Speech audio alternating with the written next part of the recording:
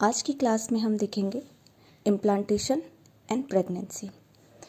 यहाँ पे मैंने एक छोटा सा डेफिनेशन लिखा है, formation of zygote in the female uterus.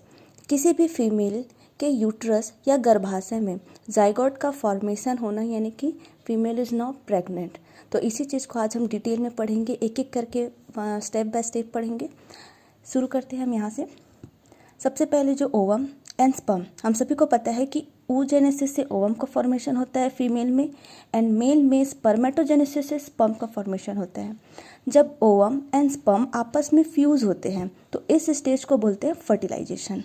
तो जब फर्टिलाइजेशन होता है तब जाइगोट का फॉर्मेशन होता है। जाइगोट एक सिंगल सेल स्टेज होता है हम सभी का। हालांकि हम अभी एक मल्टी सेल्यूलर ऑर्गेनिज्म है, लेकिन हमारा ओरिजिन एक सिंगल सेल से हुआ है जिसका नाम है जाइगोट। जब ओवम एंड स्पर्म आपस में फ्यूज़ होते हैं, फर्टिलाइजेशन होते हैं, तो क्या बनते हैं? जाइगोट बनते हैं। और जाइगोट कितने क्रोमोसोम वाले होते हैं? 46 क्रोमोसोम। वो कैसे? तो ओवम के पास 23 क्रोमोसोम होता है और स्पर्म के पास 23 क्रोमोसोम होता है। दोनों जब आपस में फ्यूज़ हुए तो जाइगोट के पास अब कितना क्रोमोसोम आ जाएगा? 46 क्रोमोसोम। आगे हम देखते हैं, जो जाइगोट है मैंने कहा था कि ये सिंगल सेल स्ट्रक्चर है।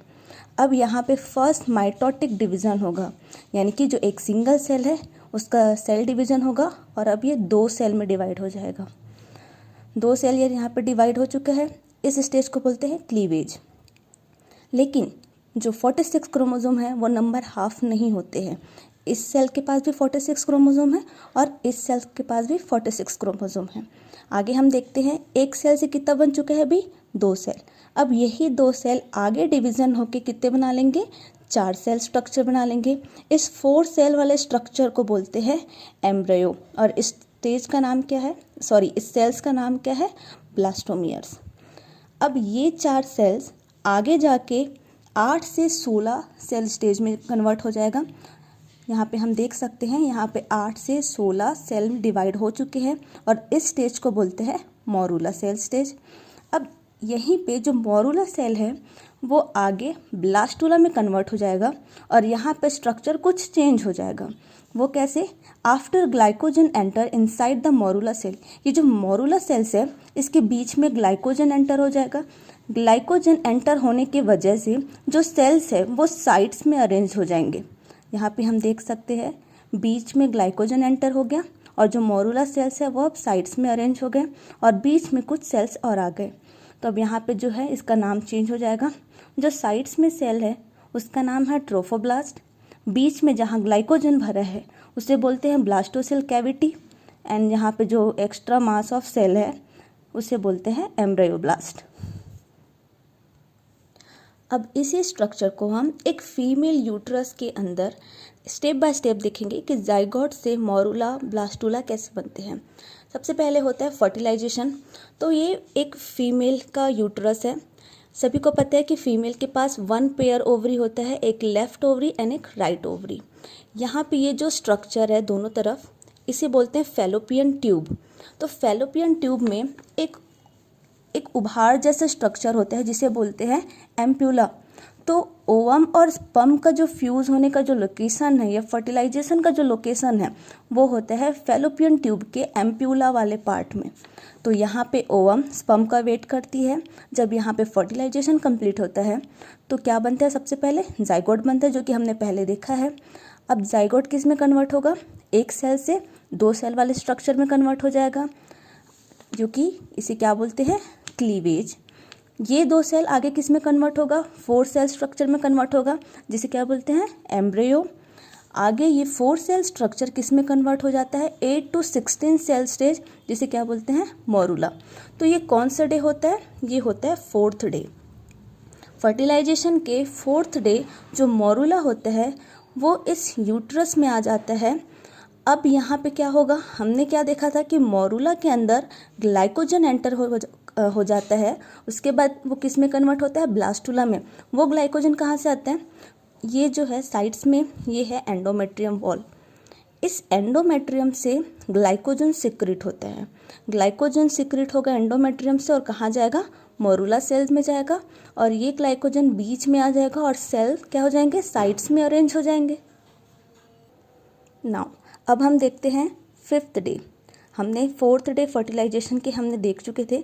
5th डे जो मोरूला है वो किस में कन्वर्ट हो चुका है, ब्लास्टूला में, क्योंकि इसके अंदर क्या भरा है, ग्लाइकोजन।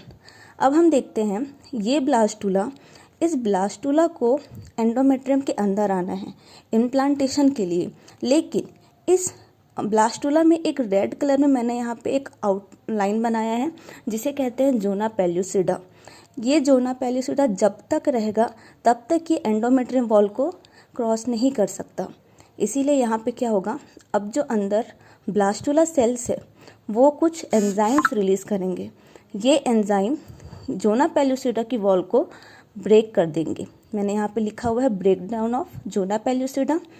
यहाँ पे एक एंजाइम रिलीज़ होगा, जोना पेल्यूसिडा बीच से फट जाएगा। अब अंदर का जो सेल्स है वो बाहर निकल आएंगे। अब यही सेल 7th डे एंडोमेट्रियम के अंदर आके एम्बेड हो जाता है, इम्प्लांटेशन कहलाता है। यहीं पे मैंने यहाँ पे लिखा है 7th डे इम्प्लांटेशन। तो फर्टिलाइजेशन के कौन से डे इम्प्लांटेशन होता है, 7th डे होता है। कहाँ पे होता है, एंडोमेट्रियम वॉल के अंदर।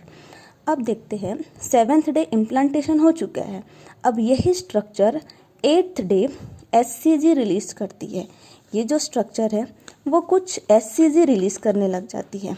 ये SCG क्या होता है, तो SCG का फुल फॉर्म होता है ह्यूमन कोरियोनिक गोनेडोट्रोफिक हार्मोन। जब अगर कोई मान लो कोई प्रेग्नेंट लेडी जब प्रेगनेंसी टेस्ट करती है तो वो यूरिन सैंपल लेती है। उस यूरिन सैंपल में अगर SCG डिटेक्ट हुआ, इसका मतलब कि फीमेल प्रेग्नेंट है, और अगर ये SCG डिटेक्ट नहीं हुआ इसका मतलब रिपोर्ट नेगेटिव है। तो SCG ही प्रेगनेंसी डिटेक्ट करती है। तो कहने वाली बात ये है कि अगर हम 8th डे से पहले 7th डे, 5th डे या 4th डे अगर चेक करें तो क्या रिपोर्ट आएगा सही? नहीं, क्योंकि SCG कब रिलीज होती है, 8th डे रिलीज होती है। इसीलिए 1 हफ्ते बाद ही प्रेगनेंसी टेस्ट जो करते हैं उसका रिपोर्ट सही आता है। उससे पहले प्रेगनेंसी रिपोर्ट अगर मान लो चेक करेंगे भी तो नहीं आएगा, क्योंकि SCG रिलीज नहीं होता है। यहाँ तक का था। First week of fertilization complete है। अब हम next 2nd week of fertilization देखेंगे। Second week of fertilization. इससे पहले हम क्या देखे थे, फर्स्ट वीक ऑफ फर्टिलाइजेशन जिसमें ब्लास्टूला वाला जो स्ट्रक्चर था वो एंडोमेट्रियम के अंदर एम्बेड हो चुका है, उसका इम्प्लांटेशन हो चुका है। अब 2nd वीक इस ब्लास्टूला स्ट्रक्चर में कुछ चेंजेस होंगे जो कि हम स्टेप बाय स्टेप देखेंगे। ये हमारा ब्लास्टूला स्ट्रक्चर था। 2nd वीक में क्या होगा, सबसे पहले हम पिछले टाइम पढ़ चुके हैं कि ये जो आउटर